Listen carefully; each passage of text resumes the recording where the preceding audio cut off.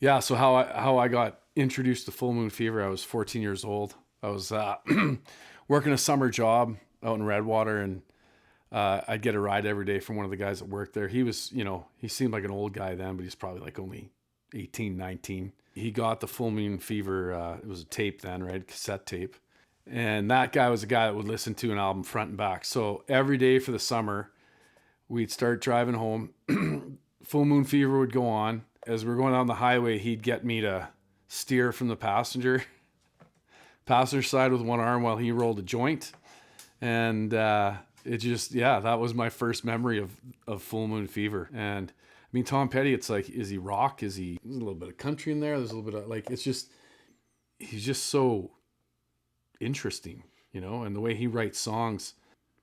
He's just fucking cool. Well, yeah, you don't know where he's going sometimes, right? Like even with some of the chord changes and stuff, it's like, why'd he go there? But it's like, it's fun music. It's pure music, and it's awesome.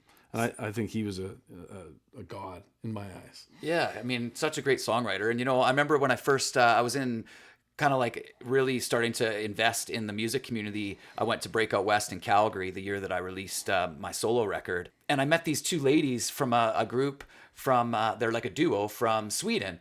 And they're like, oh yeah, we like Americana. And I'm like, I don't really know what Americana is. She's like, it sounds like your music is Americana, yeah?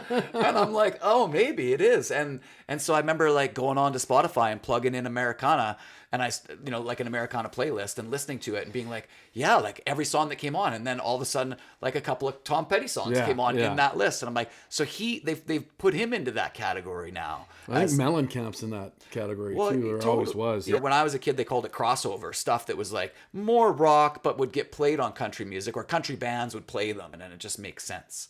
So, yeah. You want to say anything else? I think I'm good for right now. Okay.